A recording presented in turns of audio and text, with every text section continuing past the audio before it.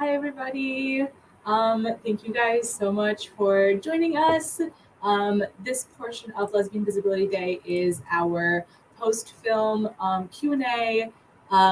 People here at the Pride Center just watched Walk With Me. It's a new indie lesbian film. And now we're going to be joined by Amanda Walther, who did all of the music for the film. It was incredible. Isabel, who was the writer, director, and producer, and star Devin Dune Cannon.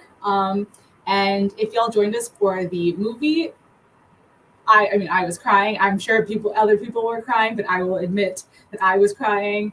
And now we're going to hop into a Q&A with everybody that will be moderated by Finn, our trans program coordinator. And yeah, I'll throw it all to you guys. Hi, everyone. Thanks for joining us. I hope everyone enjoyed the screening of Walk With Me. I'm really excited to be talking with some of the crew from the movie. Today, I know we have with us the director, editor, and writer, Isabel Del Rosal, as well as the film star, Devin Dune Cannon, and of course, the songwriter, Amanda Walther. So thank you so much, everybody, for joining us. Thank you. Thank you. Absolutely. It was a great film, and we really appreciate you taking the time to share it with us and also talk about the experience creating it. So really looking forward to it. The first question I wanted to ask was, I know that the movie was filmed over the course of a year with 1 week intervals. What were some of the challenges and benefits that came with the starting and stopping of filming like that? I'll speak as to why we did that first. Sure. We shot the entire film on an $80,000 budget. And so because the budget was prohibitively low, everybody's pay was also very low. And it was very clear from the beginning that we wouldn't be able to expect anyone to be able to pay rent by the end of a month of filming. So it was decided to spread it out, but then also because the story takes place over the course of a year, it was just a lovely, it was kind of a gift actually to be able to have that limitation, because then it allowed us to spread it out, to have all the natural seasons occur in the film organically around us on camera. And I don't really feel like there were negatives. It felt really like it added more.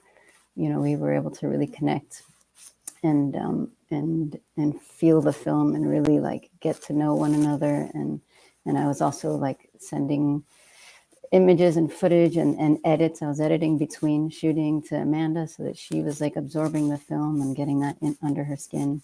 But I think that Devin can speak a little bit to that also, the time frame, all that. Yeah, I would agree with Isabel that it's kind of hard to think of a negative. You'd think that it was sort of hard to dive back in every time, but it just wasn't. We got to have a bunch of little mini rap parties every time, and we were always really excited to see each other again. And we got to live with these characters for a whole year, and Bridgette Barkin, who plays Logan, she and I had the opportunity of having a really organic friendship outside of the film really develop. And we got to know each other really well, and it just sort of blossomed along with the film, our comfort level and our relationship as people.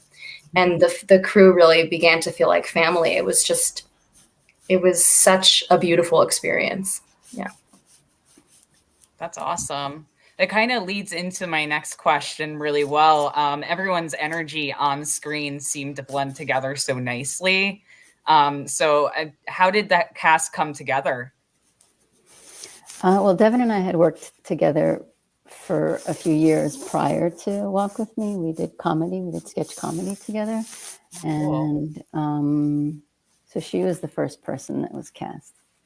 And that was years before there was any money. Before it was really like a real thing that was happening. It was just a script. And then everybody else was like casting. I watched hundreds and hundreds of reels, and then selected maybe anywhere between 20 and 40 people to see in person. This is pre-COVID, so auditions were still like predominantly done in person. And so most of the casting was done like that. And then for, Bridgette, for Logan, hers was the fourth reel that I saw. So I saw hundreds of reels for every part. Hers was the fourth, and I stopped right there. And I just wanted to meet her. I knew she had the acting chops and wanted to see what her chemistry was like with Devin. And the rest is history. Wow. That's awesome. And Amanda was brought on like after the first draft.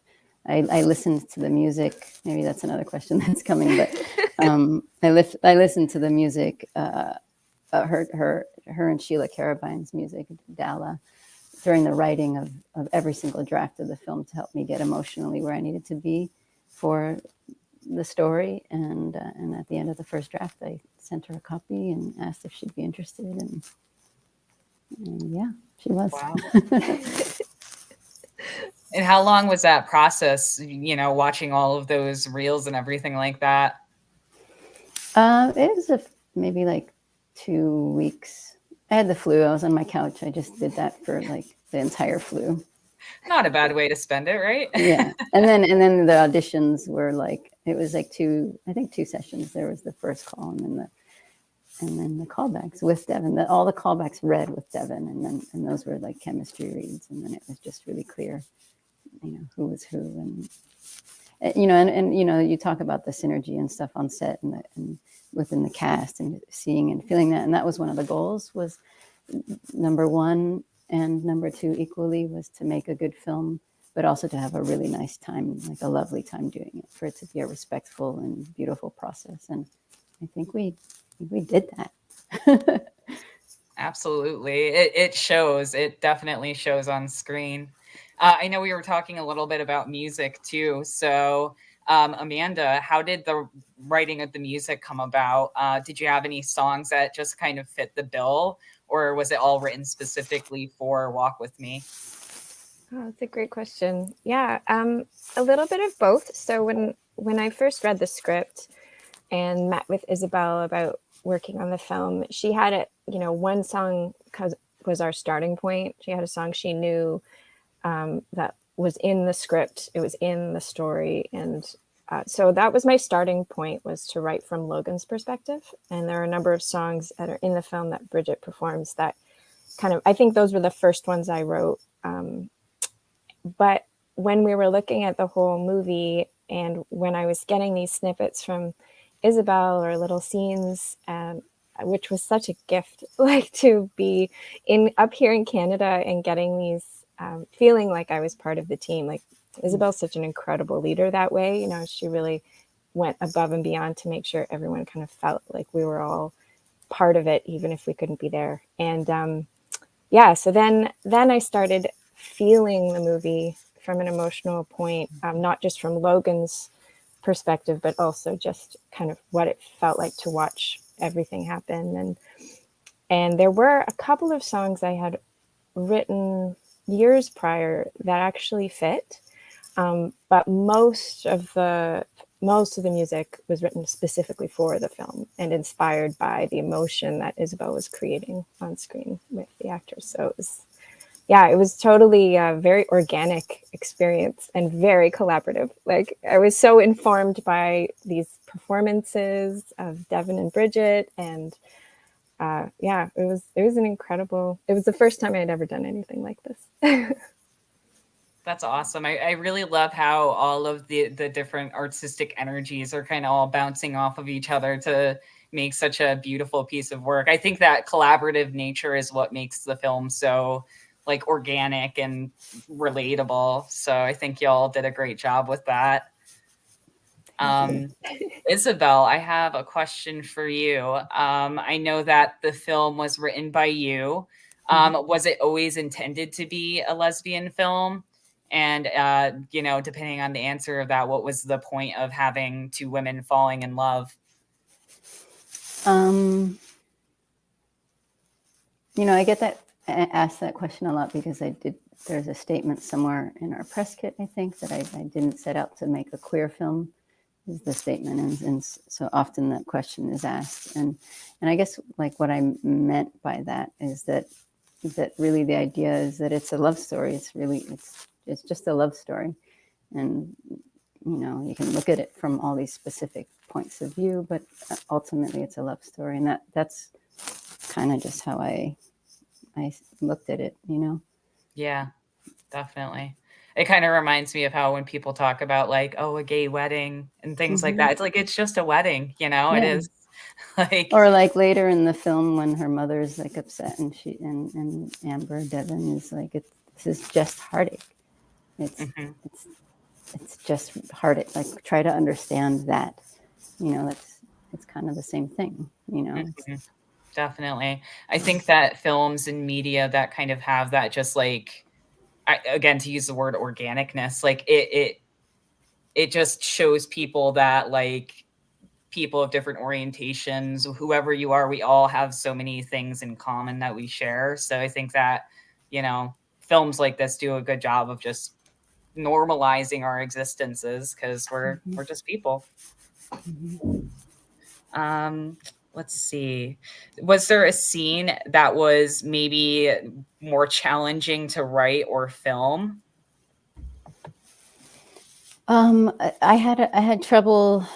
I was like writing. I wrote the whole first draft in like 10 or 11 days. I just sat down in a flurry. And that time my kids had the flu, so I had the time to do it. So the flu has been helpful in some random way. Oh, wow, I just forgot the question because I just went down that. What was challenging? So I was writing in this like fury, but I stopped right before, and I'm assuming everyone watching this has seen the film, right before the breakup scene, because I was feeling the film in such a deep way that it felt like I needed to pause because it was challenging me emotionally. And I went for walks and I stopped early that day, and then the next day I picked it up again. But it was this break that I had that was somehow challenging for me. But what do you think, Devin? Is there? Well, I mean, that's always the scene that comes to mind for me, as just sort of, there's sort of two moments in the film that were particularly challenging, and that certainly was one of them. It was, it was exhausting. That was an exhausting evening, just emotionally. And I have a theater background, so I'm a musical theater major, and so this was my first film, and I wasn't used to shooting the scene. And then someone says cut, and then you got to go back and you got to do it again and again and again and again, and you have to like reset to a place where like Amber doesn't know she's about to, and just so that experience of just sort of ripping your heart out over and over again. And I remember specifically, the first few times we did it, we were kind of close. Both Bridgette and I were kind of close to the emotional arc of the scene, but we weren't fully going for it. I think neither one of us wanted to, no one wants to hurt like that, and as an actor, you have to allow yourself. And Isabel took us aside and said, I really need you both to go there, like really go there. And as soon as we did, it was just physically, it was painful. And then the other moment that comes to mind is a very short part of a montage where Amber's with Ethan, and Ethan is saying goodbye to Emily on the stoop.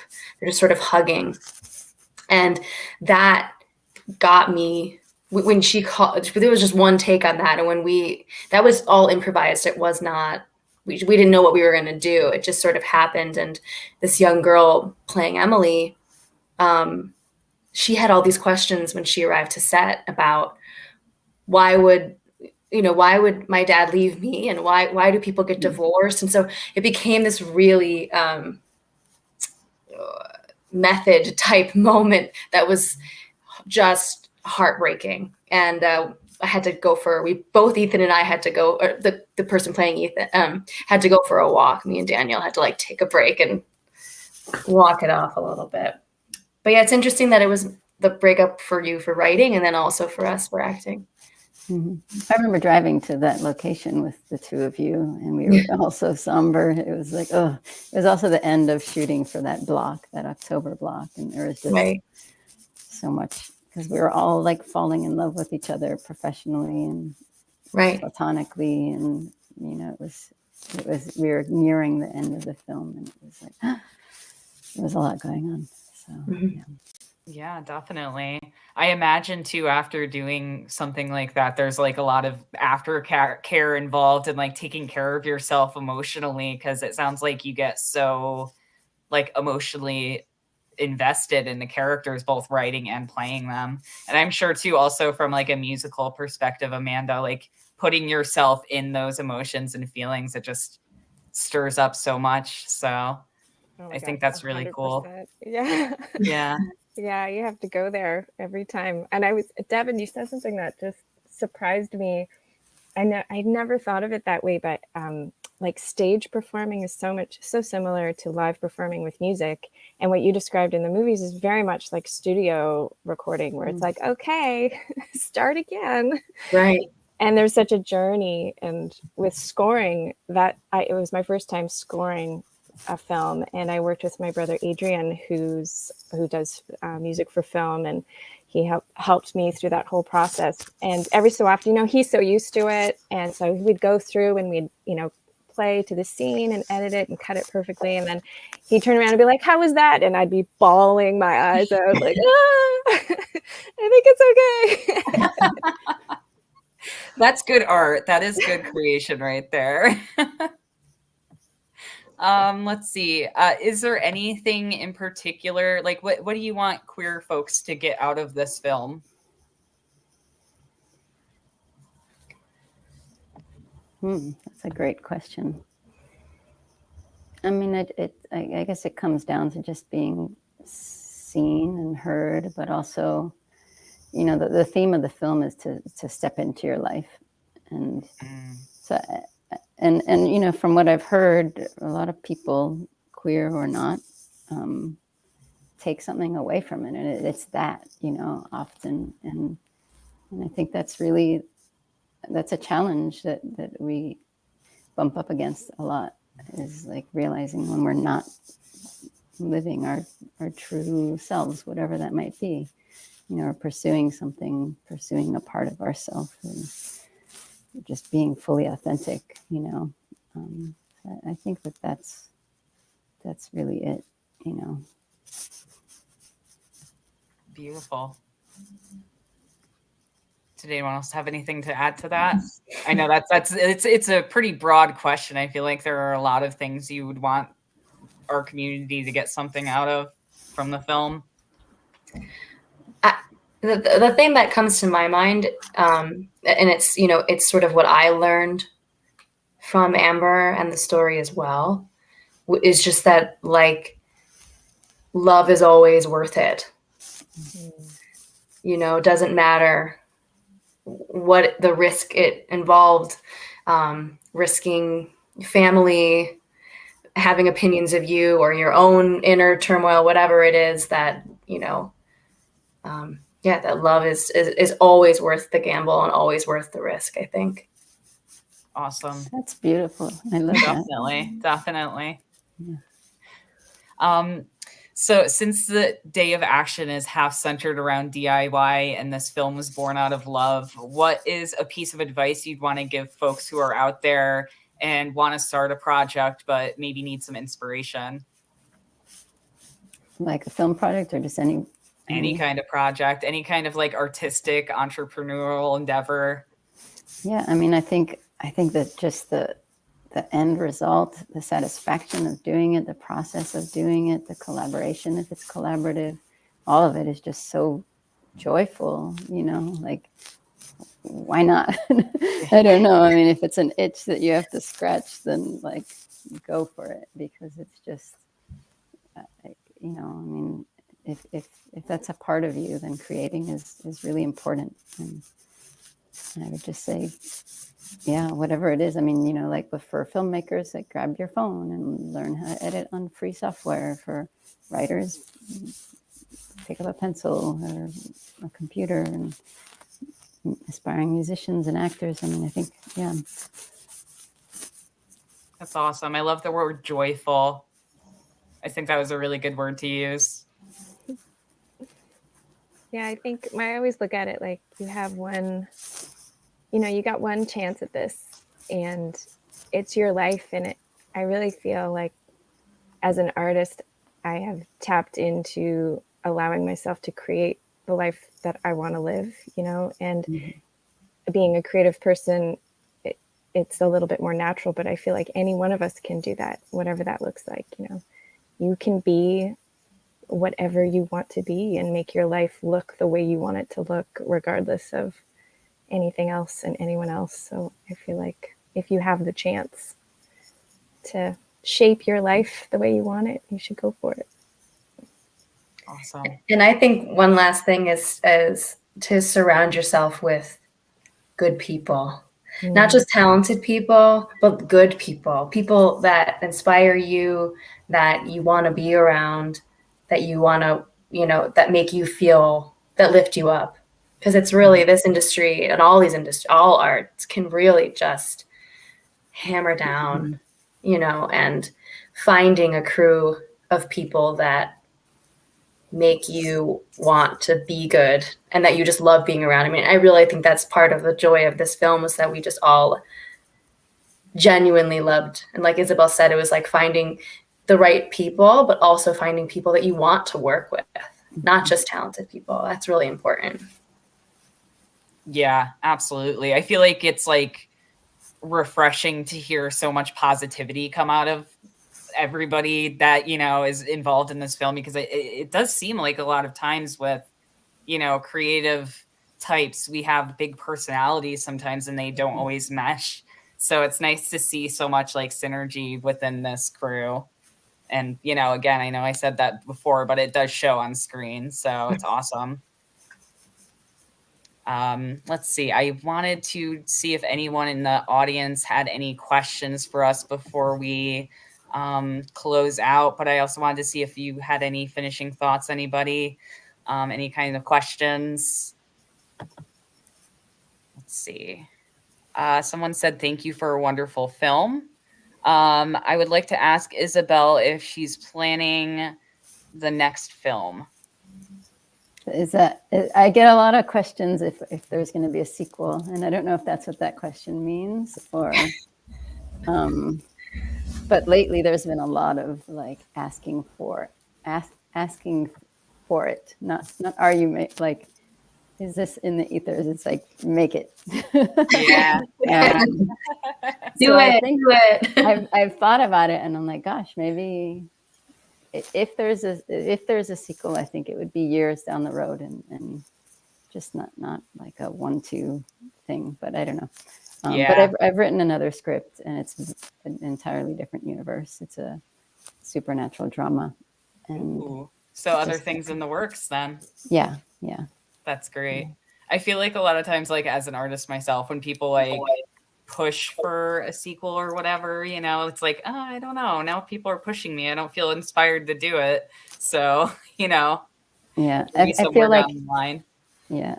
I feel like if a story comes that involves a couple and the story is awesome, then maybe that's the way to approach it. But I can't approach it with the idea of make a sequel. So exactly. Maybe. Yeah, you can't force it, right?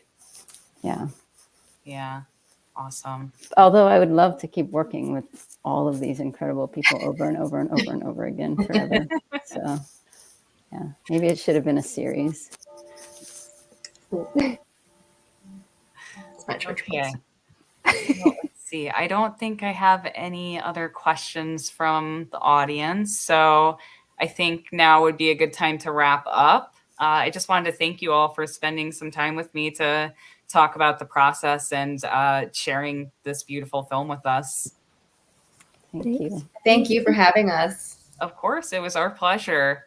Hopefully we can work together on something. Maybe someday for the sequel, we'll be back, right? Yes, we'll get Finn involved. All right, great. Thank you so much, everyone. Have a good rest of your night. Thank you. You too.